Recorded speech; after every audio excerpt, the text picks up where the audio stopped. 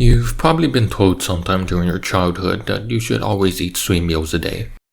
Of course, if you read the title of the video, you would know that evidently this isn't true. Obviously, I'm going to talk about where the myth comes from, otherwise I just have a 15-second video. Anyways, as with most of our issues, it turns out the 3 meals a day myth originated from the Industrial Revolution. It's starting to feel like almost all of the problems with society started with the Industrial Revolution. Right, as I was saying, Industrial Revolution was where the myth originated from. Well, not exactly originated.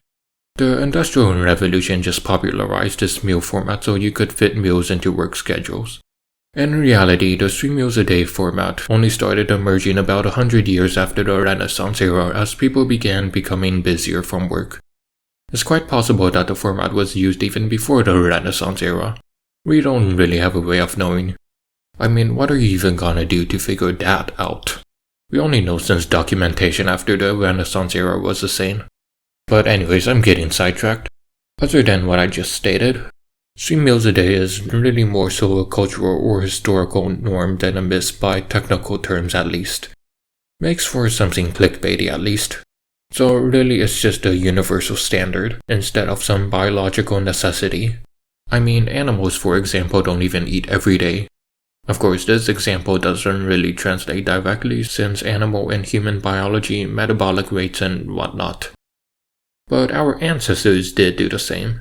Specifically hunters and gatherers, who ate at irregular times depending on food availability.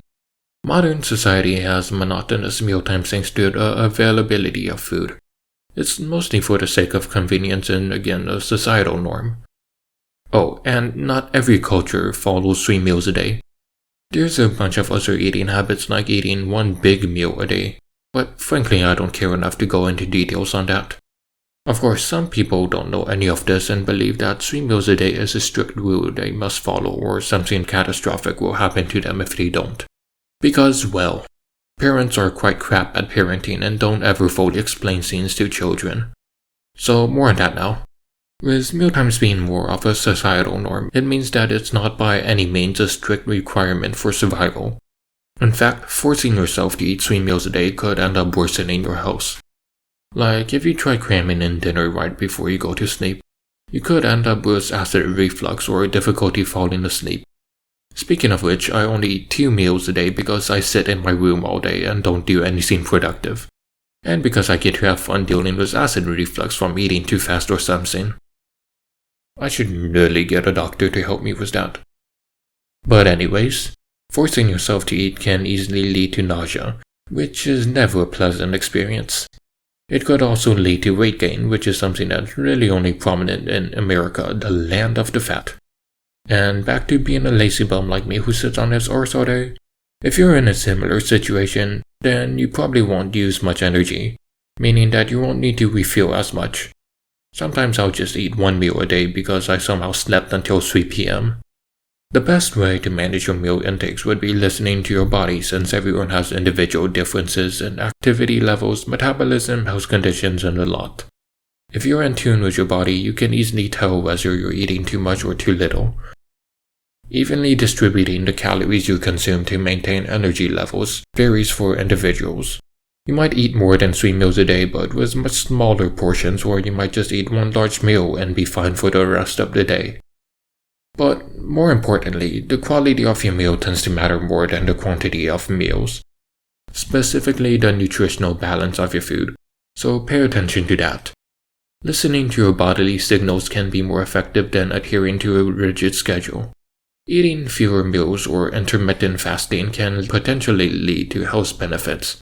Don't quote me on that though, because again, individual differences could lead to undesirable effects.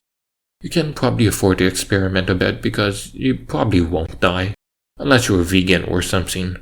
Vegetarians are fine, but vegans? No. Eat too much and you'll probably get issues with digestion like indigestion, mild acid reflux, or constipation.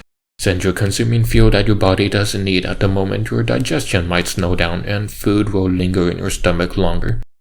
And if you eat more food on top of that, well, now you just have a stomach packed with food and stomach acid. All it takes now is lying on your side or back and suddenly a mini vomit surges upwards. And next thing you know, your esophagus is burning in agony from your overly potent stomach acid. As for eating too little, well, usually your stomach growls. But stomach growls usually mean other stuff like normal bowel movements or excessive amounts of air swallowed while eating. But usually when you're hungry, the growl is louder since your stomach is empty, meaning there's no food to muffle the noise, which allows the growl to reverberate through your empty stomach, which has now become an echo chamber. Also, you might feel lightheaded if you're eating too little, along with the more noticeable hunger pains or pains. Now, sluggishness and a general lack of energy, which is really just feeling lethargic, are symptoms for both overeating and undereating. I'm sure there are details that can help distinguish between the two, but you can play diagnostic puzzling to figure out the source of your bodily distress by yourself. Well, that's about all I have to say. In short, who cares about societal norms? Not all of them end up being true. Just eat however much suits you. Do what's best for you. Just don't do anything stupid, though, like not eating for 2 days in a row. One day probably won't be detrimental to your health, but 2 days will probably lead to nothing life-threatening but could cause minor complications. And don't think that you'll be fine just because humans can go 3 weeks without food. 3 weeks is only when you're pushing your body to extreme power-saving mode. The only reason I'm even saying this is because I know that despite how much it may seem like common sense, if there's one thing I've learned from decades of interacting with other humans, it's that common sense isn't that common at all. You'd be surprised how many people die from stupidity. So there's bound to be some of you that are completely oblivious to your body's cries for help. And I can only imagine that the same goes for the morbidly obese. I mean, how the hell do you willfully ignore your slow but noticeable weight gain, as well as your stomach being stretched out from overeating? Well, anyways, enjoy this little quality of life information. Don't be stupid and stay healthy.